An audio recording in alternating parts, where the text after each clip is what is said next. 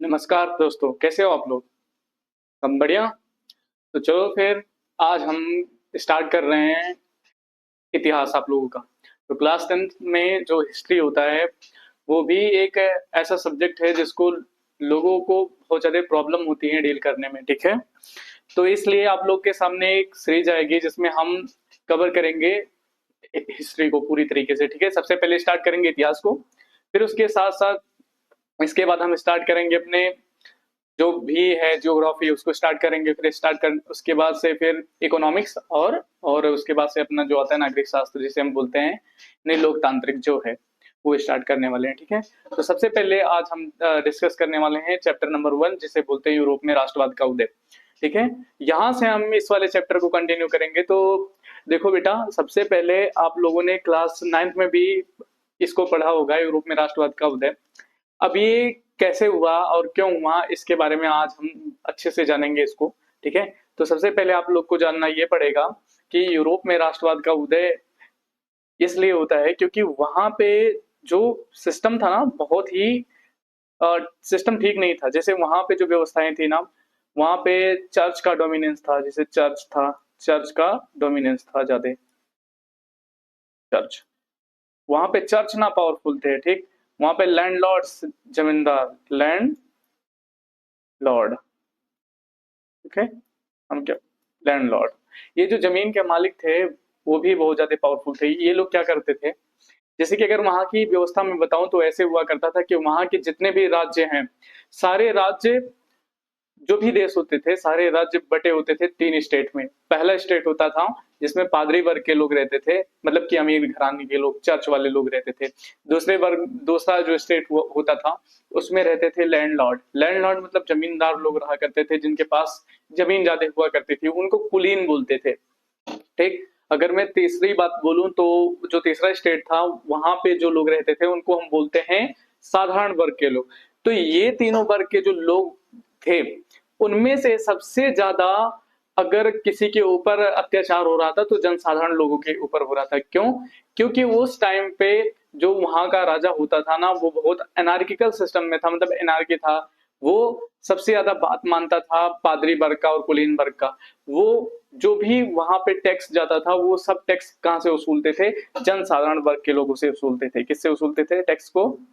Tax को साधारण वर्ग, साधारण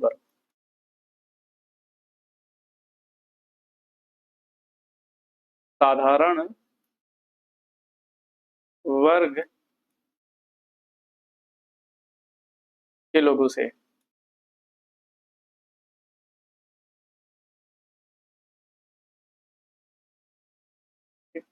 सबसे ज्यादा टैक्स ये लोग कहां से लेते थे? साधारण वर्ग के लोग ही टैक्स को देते थे। और यहाँ पे क्या था कि जो कुलीन वर्ग के लोग थे और पादरी वर्ग के लोग थे उनको एक विशेषाधिकार प्राप्त था कि उनसे कोई भी टैक्स नहीं लेगा। जो वहां का राजा होता था ना पादरी वर्ग के लोग से ना ही कुलीन वर्ग के लोग से कोई भी टैक्स लेता था। वो सिर्फ और सिर्फ जनसाधारण वर्ग के लोगों से टैक्स लेता था, ठीक है? और एक बात और थी, वहां पे जो पादरी वर्ग के लोग थे वहां अपने चर्च के नाम पर ना ये टैक्स लेते थे। किससे ये टैक्स लेते थे? साधारण वर्ग के। हर जगह से जो लूटने का काम चल रहा था ना सिर्फ और सिर्फ किसके ऊपर चल रहा था? इन्हीं जनसाधारण वर्ग के लोगों को लूटने का काम चल रहा था। कुलीन वर्ग के लोग क्या करते थे, इनके बड़ी बड़ी खेत रियासतें होती थी, खेत होते थे जिसपे ये लोग काम करते थे, एज अ बधुआ मजदूर की तरह काम करते थे, जो कि बहुत ज्यादा अनाज इनको नहीं मिलता था, उसमें बहुत सारा अनाज उनको टैक्स के रूप में कुलीन वर्ग को देना पड़ता था, ठीक? अगर ये राजा के पास अपनी कोई शिकायत लेकर के भी जाते थे तो इनकी शिकायत सुनने वाला कोई भी नहीं था वहां पे, अगर कहूं तो ऐसे ही। क्यों? क्योंकि जो वहां का कुलीन वर्ग था वो सीधा सीधा अगर मैं कहूं तो राजा के डोमिनेंस में था, ठीक है? राजा से उसका कनेक्शन इसलिए था, क्यों? क्योंकि अगर हम ऐसे बोले कि कोई एक राजा है, अगर उसका राज्य है तो उस राज्य को सुरक्षित रखने के लिए उसको सैनिक की जरूरत पड़ेगी, नहीं तो उसके ऊपर एनेक्सेशन हो जाएगा। बाहरी सैनिक उस पे क्या कर देंगे? एनक्रोचमेंट करने लगेंगे, ठीक है? बाहर के लोग उस पे, मतलब जो राजा होगा वो उस पे एनक्रोचमेंट करेगा। तो इस चीज से बचने के लिए क्या करते थे कुलीन वर्ग लोग के लोग जो थे वो अपने राजा को क्या देते थे? सैन्य सेवा देते थे। और इसी सैन्य सेवा के कारण राजा इनके अंडर में रहते थे, ज्यादा कुछ बोलते नहीं थे, ठीक है? और वहां पे इतना क्रूरता हो गया था कि जो अगर कोई साइंस की बुक अगर अपने घर में रखता था तो उसकी बुक मतलब उसका जो घर था उसको जला दिया जाता था उस टाइम पे। और इतनी सारी कुरीतियां आ गई थी कि जिसके पास पैसा होता था वही कोई भी क्राइम कर सकता था। इसका मतलब ऐसे अगर मैं समझाऊं तो कि जैसे कोई एक लड़का है वो किसी किसी का हत्या कर दिया, और किसी का हत्या करने के बाद वो क्या करता है, वो जाता है चर्च के पास, और चर्च के जो ऑफिशियल्स होते हैं ना, अगर उनको क्या करता है ये बात बताता है और बताने के बाद कुछ पैसे उनको देते हैं, तो वो क्या करते थे, एक सर्टिफिकेट इशू करके देते थे, जिससे क्या होगा कि वो जब राजा के दरबार में जाएगा और राजा क्या करेगा, उसको अवार्ड करेगा, ना कि उसको अब की बार सजा देगा। बात समझ में आ रही है? तो कोई भी सिस्टम जो था ना वो इनके पक्ष में नहीं था। बात आ रही है समझ में? तो इतनी सारी मतलब कुरीतियां होने के बाद से अब होता है यूरोप में एक राष्ट्रवाद का उदय होता है। अब इसे राष्ट्रवाद का उदय क्यों बोलते हैं? यूरोप सबको पता है एक महाद्वीप है, भारत पूरा मतलब संसार में 7 महाद्वीप हैं, उसमें एक महाद्वीप है यूरोप महाद्वीप। यूरोप महाद्वीप में बहुत सारी कंट्रीज आती हैं, फ्रांस हो गया, ब्रिटेन हो गया, पोलैंड हो गया, जर्मनी हो गया, ऑस्ट्रिया हो गया। तो ये सारे जितने भी कंट्री हो कहाँ आते हैं, यूरोप में आते हैं। तो इस चैप्टर में हम सबसे पहले स्टार्ट करने वाले हैं चैप्टर नंबर 1 जो है अपना यूरोप में राष्ट्रवाद का उदय। यूरोप में राष्ट्रवाद का उदय। तो सबसे पहले चलो देखते हैं यूरोप में राष्ट्रवाद का उदय होता कहां से है। ये है यूरोप में राष्ट्रवाद का उदय। तो यूरोप में राष्ट्रवाद का उदय कि वह विचारधारा है जो किसी भी क्या है, एक विचारधारा है जो किसी भी राष्ट्र के सदस्य के एक सामूहिक पहचान को बढ़ावा देती है। ठीक, उससे राष्ट्रवाद कहते हैं। कहने का मतलब यह है कि राष्ट्रवाद एक विचारधारा है जो किसी भी राष्ट्र के सदस्यों में एक सामूहिक पहचान की मतलब बढ़ावा देती है। मतलब कि राष्ट्रवाद का मतलब क्या है, राष्ट्र के प्रति एक प्रेम भावना जो होती है हमारी ना, उसी को हम क्या बोलते हैं, राष्ट्रवाद बोलते हैं। किसी भी कोई भी व्यक्ति है अपने राष्ट्र के प्रति, अपने जो राष्ट्र की चीजें हैं उनके प्रति अगर वो सम्मान दिखा रहा है तो उसको हम क्या बोलते हैं, राष्ट्रवाद, या प्रेम दिखा रहा है उसे राष्ट्रवाद। एक प्रकार का राष्ट्रवाद जो है किसी भी देश के लोगों को एक सामूहिक पहचान दिलाता है। ठीक, जो राष्ट्रवाद की भावना होती है ना, ज्यादातर अगर आप लोग देखोगे इंडिया में तो जब भी 15 अगस्त या 26 जनवरी आती है तो लोग झंडा लेकर के और बहुत सारे लेकर के मार्च करते हैं। ऐसा लगता है कितने राष्ट्रवाद से प्रेम करने वाले लोग यहाँ पे आ गए हैं।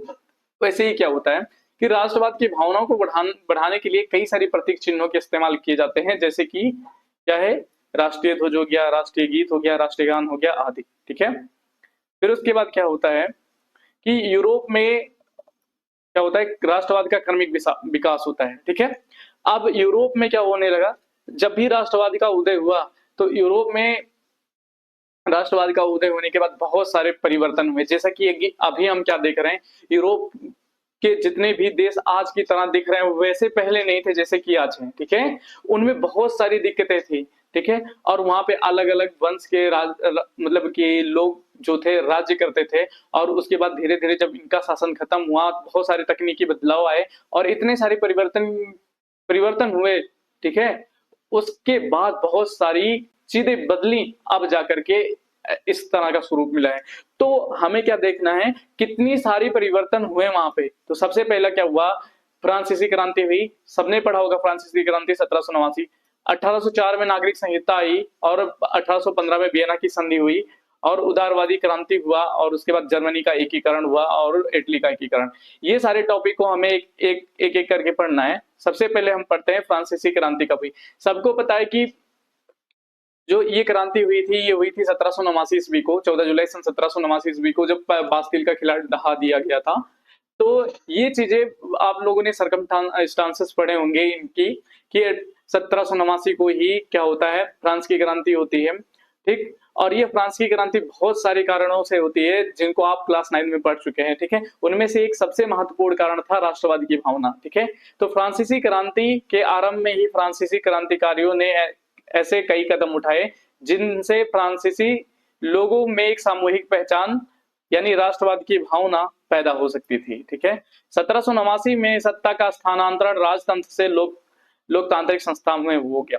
जब भी क्या होता है कि वहां पे एक क्रांति होती है 1789 ईस्वी में। उसके बाद से क्या होता है, सत्ता का स्थानांतरण हो जाता है और वहां पे सरकार बनती है किसकी, जैकोबिन की। जैकोबिन की सरकार बनती है, विलियम रॉबेस्पियर उसका नाम था। वो विलियम रॉबेस्पियर क्या बनता है, एक वहां का एक नया राजा बनता है। लेकिन इसके साथ साथ वहां पे अब संविधान भी बन जाता है। 1792 ईस्वी में वहां का फ्रांस का संविधान बनता है। और इस संविधान के निहित में मतलब कि क्या होता है, राजा वहां पे बनाया जाता है। मतलब क्या, लोकतांत्रिक नहीं है, यहाँ पे राजतंत्र, संवैधानिक राजतंत्र आता है। ठीक है, संवैधानिक राजतंत्र आता है। संवैधानिक राजतंत्र का मतलब क्या होता है कि संविधान से चलने वाला एक राजा जो होगा वो संविधान से चलेगा और उसी संविधान में राजा की जो शक्तियां होंगी वो लिखी होंगी, क्या क्या वो शक्तियों का इस्तेमाल कर सकता है। ठीक है, इसके बाद क्या हुआ, इस नई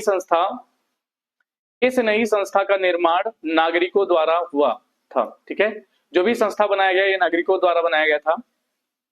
इस नई शुरुआत से ऐसा माना जाने लगा कि फ्रांस के कई लोग अपने देश का भविष्य खुद तय करेंगे। ठीक है, बाद में क्या हुआ, फिर से एक बार सत्ता का स्थानांतरण होता है और वो स्थानांतरण किसके नाते होता है, नेपोलियन के नाते होता है। ठीक, क्योंकि क्यों होता है मैं इसके बारे में थोड़ा सा आप लोग को बताना चाहता हूं। देखो, जैकोबिन सरकार जो आई थी, वो जैकोबिन सरकार पहले तो लोगों के लिए काम किया उन्होंने। ठीक, बाद में धीरे धीरे वो क्या करने लगे, संविधान में जो उनकी शक्तियां निहित थी ना, वो शक्तियों का, संविधान का अनुपालन करने लगे। वो चाहते थे कि संविधान में जो शक्तियां लिखी हैं वो ना रहे, हम अपनी सी शक्तियां बनाएं।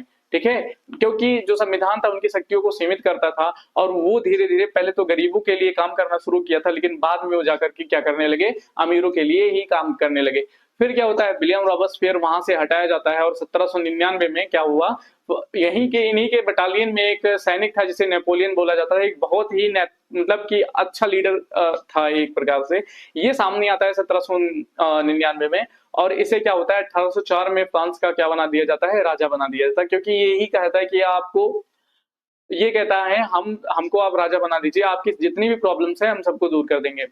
तो जब भी ये नेपोलियन वहां का राजा बनता है तो 1804 में इसने बहुत सारे प्रशासनिक क्षेत्रों में क्रांतिकारी सुधारों को प्रारंभ किया और 1804 में नागरिक संहिता, इसे नेपोलियन की संहिता के नाम से जाना जाता है। ठीक है, उसने दिया। ठीक है, उसने क्या किया, एक कानून कोड बनाया। कोड संहिता का मतलब कोड ऑफ लॉ बनाया, मतलब कि क्या क्या रूल होंगे। नेपोलियन ने बहुत सारे बदलाव किए और प्रशासनिक मतलब मेनली वहां पे जो प्रशासन था वो कैसे चलेगा उसके लिए उसने कोड बनाए। जैसे कि आज हमारे यहाँ आईपीसी, सीपीसी है, इंडियन पिनल कोड। ठीक है, तो सीआरपीसी, क्रिमिनल प्रोसीजर कोड, ये सारे जितने भी कोड बनाए गए वहां पे प्रशासन को अच्छी तरीके से चलाने के लिए, मतलब नेपोलियन ने भी अपने कुछ कोड डिजाइन किए थे। उस कोड को हमने क्या बोला, नेपोलियन संहिता। और ये आपके एग्जाम में बहुत बार पूछता है, ये भी हम आगे पढ़ने वाले हैं।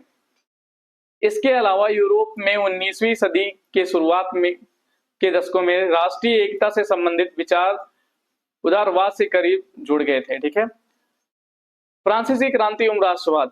ठीक, अब सुनो क्या हुआ कि सत्ता राजतंत्र से लोकतंत्र के हाथों में आने से राष्ट्रवाद की भावना का क्या हुआ, विकास हुआ।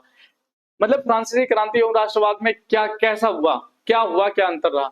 जैसे ही राजतंत्र से लोकतंत्र मतलब संवैधानिक जो भी राजतंत्र आया था उसके हाथों में आने से वहां पे राष्ट्रवाद की जो भावना हुई वो बहुत ज्यादा विकसित हुई। क्योंकि लोगों के मन में धीरे धीरे क्या हुआ, अपने देश के प्रति प्रेम जगा, तभी ऐसी सारी सिचुएशंस हुई। नहीं तो ना ही वहां पे क्या हुआ, लुई 16वां के ऊपर अटैक होता है 1789 ईस्वी में, ना ही फ्रांसीसी क्रांति होती, ना ही जैकोबिन आता है, ना ही फिर जैकोबिन के बाद नेपोलियन आता है। तो ये मेन कारण जो इसमें था सबसे ज्यादा था राष्ट्रवाद। तो राष्ट्रवाद क्या हुआ, लोगों के मन में धीरे धीरे क्या हुआ, नए नए आइडियाज आ रहे हैं, राष्ट्रवाद आ रहे हैं। तो इसके नाते क्या हुआ, लोगों के मन में राष्ट्रवाद की भावना बढ़ी, संविधान आधारित वहां पे शासन आ गया, समानता, स्वतंत्रता और बंधुता की भावना पर ज्यादा जोर दिया गया।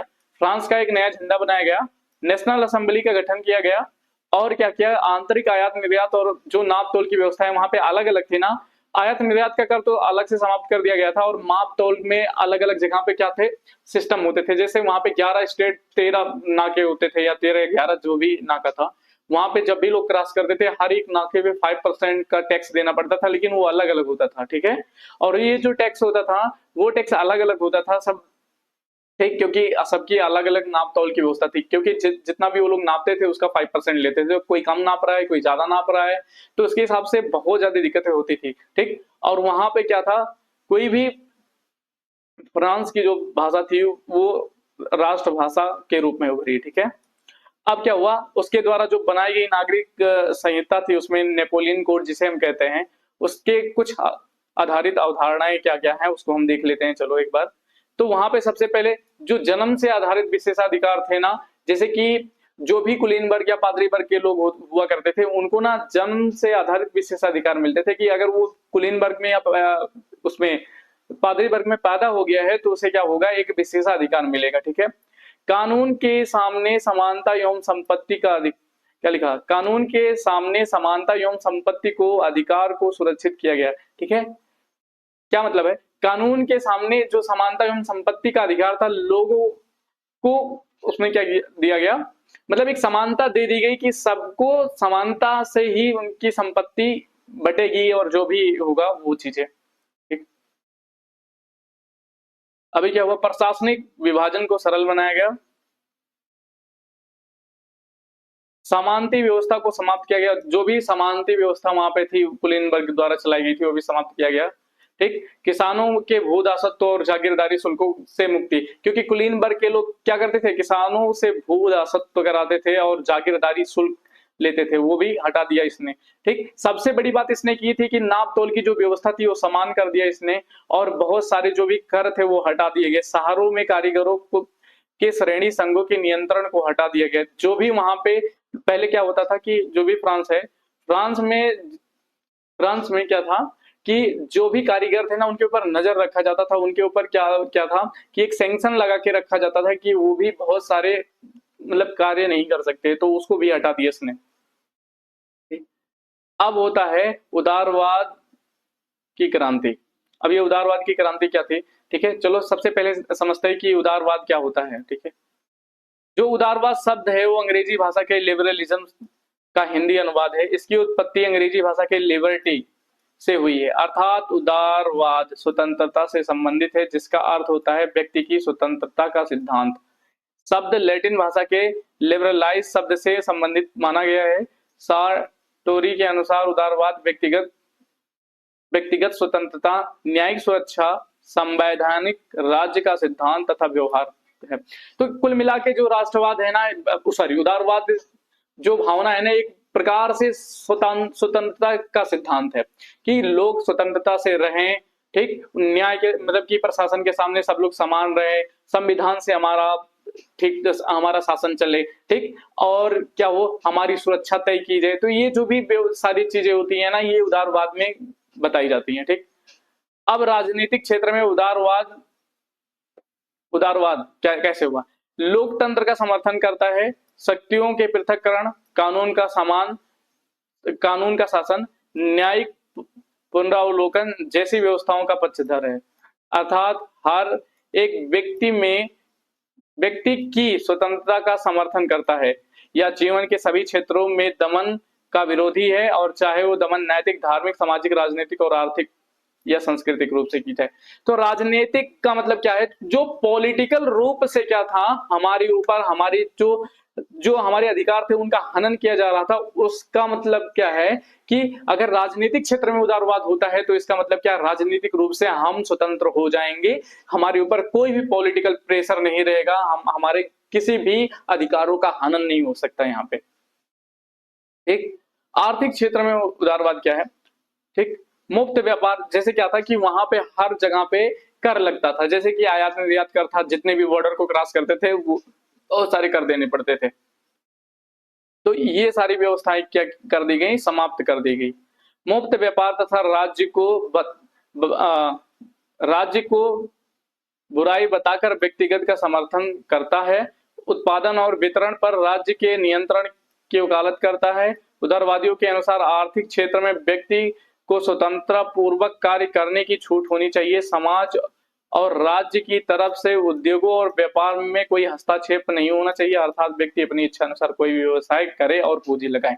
पहले क्या होता था, कोई भी मतलब कि सबको आर्थिक रूप से अपना व्यवसाय करने का, हर जगह किसी भी जगह काम करने का अधिकार होना चाहिए, ना कि किसी को दबाव में डाल करके कहीं पे वर्क करवाया जाना चाहिए या फिर किसी दूसरे उद्योगों में उनको डाल देना चाहिए। ठीक है, तो ये सारी चीजें आर्थिक क्षेत्र में उदारवाद के विरोध में थे। ठीक है, अब क्या था, उदारवाद की कुछ निम्नलिखित विशेषताएं क्या क्या हैं।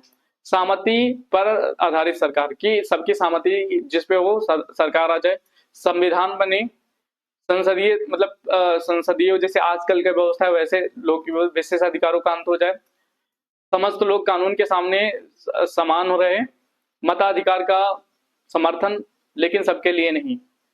ठीक, यहाँ पे एक लिमिटेशन था कि मताधिकार होना चाहिए लेकिन सबको नहीं। मुक्त बाजार मतलब फ्री मार्केट, और वस्तुओं एवं सेवाओं पर प्रतिबंधों से मुक्ति, धर्मनिरपेक्षता में विश्वास और लोक कल्याणी राज्य व्यवस्था का समर्थन। ये सारी चीजें जो थी, इसमें से आप 3-4 भी याद कर लोगे तो आपका काम चल जाएगा कि उदारवाद की भावना किस किस पे थी। सहमति पे आधारित सरकार होना चाहिए, संविधान आधारित शासन होना चाहिए, मतलब संसदीय सरकार या प्रतिनिधि आधारित ये चीजें होनी चाहिए, विशेषाधिकार का अंत होना चाहिए, कानून के समक्ष सबकी समानता होनी चाहिए, मुक्त बाजार होनी चाहिए, कोई भी टैक्स नहीं हो, धर्मनिरपेक्षता होनी चाहिए, जो आज की चीजें हैं। ठीक, अब क्या हुआ, जैसे ही क्या हुआ 1815 आता है, 1815 में नेपोलियन को क्या होते हैं, जो बाकी के देश, क्योंकि नेपोलियन इतना अच्छा कार्य कर रहा था वहां पे, तो आसपास के जो भी लोग थे वो ये नहीं चाहते थे कि हमारे देश में भी ऐसी चीजें होने लगे, क्योंकि फ्रांस का जो प्रभाव था ना अलग अलग देशों में भी पड़ने लगा। तो जैसे वहां पे ब्रिटेन है और ऑस्ट्रिया है, तो ये सब में ना वो चाहते थे कि हमारे यहाँ रूढ़िवादिता बने रहे। रूढ़िवादिता मतलब कोई भी परिवर्तन नहीं है, जो पहले से व्यवस्थाएं वैसी व्यवस्थाएं रहे। इसी को देखते हुए उन्होंने क्या कर दिया, वो नेपोलियन के ऊपर अटैक कर दिया। 1815 ईस्वी में वाटरलू में नेपोलियन जब हार जाता है तो क्या होता है, 1815 के बाद क्या आता है, रूढ़िवाद आता है। तो 1815 में नेपोलियन के हार के उपरांत यूरोप की सरकार का सुझाव पुनः रूढ़िवाद की तरफ बढ़ गया। वो चाहते ही यही थे कि जो भी लुई 16वां यहाँ का राजा था उसके ही कोई सक्सेसर, ना उसके आने वाली कोई पीढ़ी के लोग यहाँ के राजा बने, ना कि कोई दूसरा। ठीक है, तो अपनी राजनीतिक विचारधारा के अनुरूप रूढ़िवादियों ने स्थापित संस्थाओं, रीति रिवाजों, परंपराओं को मान्यता दी कि जो भी रूढ़िवादी व्यवस्थाएं थी पहले वाली वही लागू कर दी, एवं तीव्र परिवर्तन के स्थान पर क्रमिक विकास पर जोर दिया। कोई भी परिवर्तन बहुत तेज से नहीं होना चाहिए, धीरे धीरे परिवर्तन। ये मतलब रूढ़िवादियों का मानना था ना कि जो परिवर्तन होता है ना बहुत धीरे धीरे होता है, ना कि अचानक होता था। जबकि उदारवादी इसके विपरीत थे, वो कहते थे तुरंत परिवर्तन, तीव्र परिवर्तन पर जोर देते। इसे कांग्रेस कहा गया। ठीक है, जो आगे होता है वियना में, से आयोजन वियना में किया गया। इस कांग्रेस का आयोजन ऑस्ट्रिया के चांसलर ड्यूक मेटरनिक ने किया था। याद रखना कि वियना की संधि का जो भी कौन था होस्ट, मतलब कि होस्ट करने वाला, यहाँ का जो चीफ था वो ऑस्ट्रिया का चांसलर था, जिसके जो चेयरपर्सन था। ठीक है, और यहाँ पे वियना की संधि पर हस्ताक्षर किया गया। तो क्या था 1815 की वियना की संधि, चलो समझते हैं इसको। वियना संधि यूरोप के सभी देशों के राजपूत का एक सम्मेलन था, मतलब जितने भी सभी देश, यूरोप के जितने भी देश थे वो उनको वियना में बुलाया गया। और इस सम्मेलन की अध्यक्षता किसने की, मेटरनिक ने की थी। ड्यूक मेटरनिक ऑस्ट्रिया का चांसलर था। इसकी क्या विशेषताएं थी, ठीक, सबसे पहले वहां पे मैंने कहा कि ऑस्ट्रिया में बूर्बो राजवंश का शासन था, जिसका सक्सेसर था लुई 16वां। तो लुई 16वां जब मारा गया, तो लुई 16वां के बाद जब भी वाटरलू में 1815 में नेपोलियन आता है, तो ये सारे लोग चाहते थे कि बूर्बो राजवंश का ही कोई एक जो क्या वो सक्सेसर हो, वही राजा बने। इसका मुख्य उद्देश्य था यूरोप में एक नई रूढ़िवादी व्यवस्था कायम करना, फ्रांस के इलाकों में आधिपत्य को खो देना जो उसने नेपोलियन के समय जीते थे। ठीक है, फ्रांस ने इलाकों पर से आधिपत्य खो दिया। ठीक है, इसमें वियना में क्या था कि बहुत जगह पे उसने नेपोलियन ने क्या जीते थे, बहुत इलाके जीत लिए थे। ठीक है, और जब भी वियना की संधि होती है तो इस संधि में जीते हुए इलाके ये क्या कर देते हैं, खो देते हैं। या फ्रांस के सीमा विस्तार को रोक लगाने हेतु नए राज्यों का स्थापन। ठीक है, बहुत सारे इन्होंने लिमिटेशंस लगा देते हैं किसके ऊपर, फ्रांस के ऊपर, कि आप इस अपना विस्तार नहीं कर सकते हो। ठीक है, अब चलो जानते हैं ड्यूक मेटरनिक, याद रख पाओगे इसे। बूर्बो राजवंश की स्थापना था, रूढ़िवादी व्यवस्था कायम होनी चाहिए, नेपोलियन द्वारा जो जीते गए राज्य थे उनको खो दिया फ्रांस ने। ठीक है, और सीमा विस्तार पर फ्रांस के रोक लगा दिया। ठीक, बहुत सारे उसने कि अब तुम बढ़ नहीं सकते हो। ड्यूक मेटरनिक क्या थे, जन्म कहाँ पे हुआ था, 15 मई 1773 में ऑस्ट्रिया में, ठीक, हुआ था। ऑस्ट्रिया के चांसलर थे। 1814 से 1848 तक के काल में इन्होंने यूरोप की राजनीतिक में महत्वपूर्ण भूमिका निभाई। यूरोप के राजनीतिक हालातों पर टिप्पणी करते हुए इन्होंने कहा था कि यदि फ्रांस, देखो ड्यूक मेटरनिक का एक क्या था स्टेटमेंट था, जब भी फ्रांस छींकता है तो क्या होता है, यूरोप को जुकाम बुखार हो जाता है पूरे, क्योंकि जो भी कुछ दिक्कत होता था, अगर फ्रांस में कुछ अगर दिक्कत हुआ तो पूरी यूरोप में वो बातें चली जाती थी, इस फैल जाती थी। इसलिए वहां का जो चांसलर था उसने एक टिप्पणी की थी, उसने एक बात बोली थी कि जब फ्रांस छींकता है ना तो बाकी यूरोप वालों को खांसी और जुकाम हो जाता है, जुकाम हो जाता है। वियना संधि में इनकी महत्वपूर्ण भूमिका थी। नेपोलियन युद्ध के उपरांत यूरोप की पुनर्रचना एवं पुराने राजतंत्र रूढ़िवादी की पुनर्स्थापना में उन्होंने भूमिका निभाई थी। ठीक है, अब एक और इंसान आता है जिसके बारे में वो टिप्पणी करने के लिए पूछते, तो ड्यूक मेटरनिक हो गया, दूसरा ज्यूसेप्पे मेत्तिसिनी क्या था। देखो ज्यूसेप्पे मेत्तिसिनी एक ऐसा इंसान था जिसने इटली के एकीकरण में सबसे बड़ी भूमिका निभाई थी। ठीक है, तो याद रख पाओगे कि ज्यूसेप्पे मेत्तिसिनी ने सबसे बड़ी भूमिका निभाई थी इटली के एकीकरण में। तो इसका जन्म कहाँ पे हुआ था, 1807 में जिनेवा में हुआ था। कुछ समय पश्चात हुआ कार्बोनारी के गुप्त संगठन का सदस्य बन गया। कार्बोनारी एक संगठन था तो वो बन गया। ठीक ठीक 24 साल की एज में ये लिगुरिया की करने के लिए उन्होंने 1831 में देश निकाला दे दिया गया था, क्योंकि गिरफ्तार हो गया था एग्जैक्टली, अगर मैं कहूँ तो, कि वहां पे लिगोरिया एक देश है तो वहां पे इसने ये क्रांति कर रहा था, तो उसे क्या दिया गया, इस क्रांति के दौरान इसे देश निकाला दे दिया गया, मतलब इसे गिरफ्तार कर दिया गया, लेकिन ये भाग निकला वहां से। तत्पश्चात उन्होंने क्या हुआ, उन्होंने दो भूमिगत संगठनों, देखो मार्सेई में यंग इटली एक संस्थान का नाम था, मार्सेई में यंग इटली, दूसरा बर्न में यंग यूरोप, दूसरा बर्न में यंग यूरोप। ये दोनों संस्थानों को क्या करता है, ये ज्वाइन करता है। मेत्तिसिनी द्वारा राजतंत्र का जोरदार विरोध और प्रजातांत्रिक सपनों ने रूढ़िवादियों के मन में भय भर दिया। ठीक है, तो इन दोनों संगठनों से इतना ज्यादा ये क्या कर दिया था, लोगों के मन में भय पैदा कर दिया था कि अब यहाँ पे राजाओं के, मेनली राजाओं के मन में भय आया। क्यों, क्योंकि ये नहीं चाहता था कि हर जगह राजा का शासन हो, ये वो संवैधानिक सरकार पे भरोसा रखता था। मैटरनिक ने उसे हमारी राजनीतिक व्यवस्थाओं का सबसे खतरनाक दुश्मन बताया था। मतलब कि मैटरनिक ने कहा कि जो भी सबसे खतरनाक दुश्मन है हमारा ना, तो ज्यूसेप्पे मेत्तिसिनी है। ठीक है, 1848 के बाद यूरोप में राष्ट्रवाद का जनतंत्र एवं क्रांति से अलगाव होने लगा। ठीक है, तो राष्ट्रवाद का जनतंत्र एवं क्रांति से अलगाव, धीरे धीरे राष्ट्रवाद क्या होने लगा, खत्म होने लगा था। राज्य की सत्ता को बढ़ाने के लिए रूढ़िवादियों ने अक्सर राष्ट्रवादी भावनाओं का ही इस्तेमाल किया।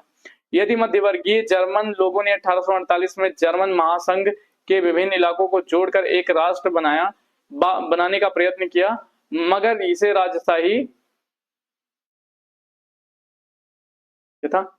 इसे राजशाही और फौज की ताकत द्वारा मिलकर दबा दिया गया। इसके पश्चात प्रसा ने राष्ट्रीय एकीकरण के आंदोलन का नेतृत्व संभाल लिया। ठीक है, तो ज्यूसेप्पे मेत्तिसिनी क्या था, ज्यूसेप्पे मेत्तिसिनी और गैरीबाल्डी दोनों लोगों ने सबसे मेन भूमिका निभाई थी। कहां पे, सबसे बड़ी भूमिका निभाई थी उसमें, इटली के एकीकरण में। ठीक है, तो याद रखना ज्यूसेप्पे मेत्तिसिनी के बारे में कुछ पॉइंट्स पढ़ लेना कि उसका जन्म कब हुआ था, लिगोरिया में क्रांति के दौरान वो क्या हो गया, क्रांति के दौरान से देश निकाला दे दिया गया। उसके बाद से उसने इटली के दो संगठनों को ज्वाइन कर लिया, किसने, मार्सेई में यंग इटली, बर्न में यंग यूरोप। ठीक है, उसके बाद से इसका जोरदार विरोध किया गया, किसके द्वारा, मतलब इसने जोरदार विरोध किया किसके शासन को, राजाओं के शासन को विरोध किया। और वहां पे जो मैटरनिक था उसके ऊपर कमेंट करता है कि सबसे बड़ा जो दुश्मन है हमारा यही है।